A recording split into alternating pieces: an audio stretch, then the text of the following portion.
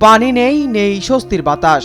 সন্তানদের একটু ঠান্ডা রাখতে কেউ শরীরে পানি ঢালছেন, কেউ তাঁবুর ছাউনিতে পানি ছিটাচ্ছেন, আর কেউ বা কার্ডবোর্ড দিয়ে তৈরি করেছেন হাত পাখা।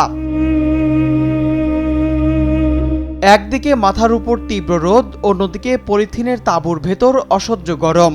শীতের বৃষ্টি আর জলাবদ্ধতার পর এবার গাজার বাস্তুচ্যুত মানুষের জীবনে নেমে এসেছে প্রচণ্ড গরমের নতুন দুর্ভোগ।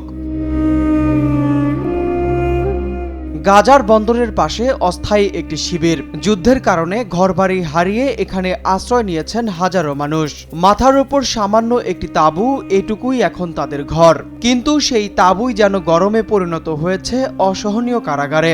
সন্তানদের স্বস্তি দিতে মায়েরা তাদের শরীরে পানি ঢেলে দিচ্ছেন, তাঁবুর ছাউনিতেও ছিটানো হচ্ছে পানি। কিন্তু পর্যাপ্ত পানি না থাকায় সেই স্বস্তিও মিলছে অল্প সময়ের জন্য।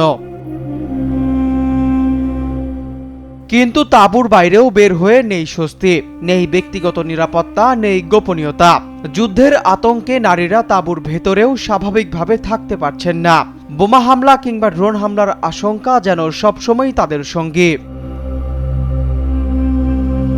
তাঁবুর জীবন শুধু গরমে কষ্ট নয়, মানসিকভাবেও ভেঙে দিচ্ছে গাজাবাসীকে। প্রচণ্ড গরমে শরীর ঠান্ডা রাখতে নিয়মিত গোসল ও পানি প্রয়োজন, কিন্তু গাজায় সেই পানিটুকুও যেন সোনার চেয়েও মূল্যবান। পানির ট্যাঙ্কার আসে 5 থেকে 7 ঘন্টা পরপর, আর অল্প পানির জন্যই শুরু হয় হুড়োহুড়ি ঝগড়া। সমুদ্রের পানি আছে, কিন্তু তা এতটাই নোংরা যে ব্যবহার করার উপায়ও নেই।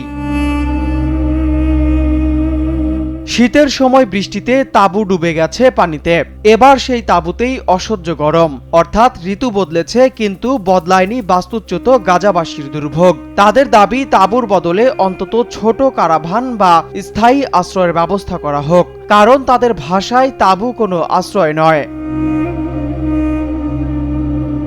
যুদ্ধ তাদের ঘর কেড়ে নিয়েছে, বাস্তুচ্যুতি কেড়ে নিয়েছে স্বাভাবিক জীবন। এখন তীব্র গরম আর পানির সংকট কেড়ে নিচ্ছে বেঁচে থাকার সামান্য স্বস্তিটুকুও। গাজার এই মানুষগুলোর কাছে তাই একটু ঠান্ডা পানি, একটু ছায়া আর নিরাপদ একটি আশ্রয় এখন আর বিলাসিতা নয়, বেঁচে থাকার প্রয়োজন।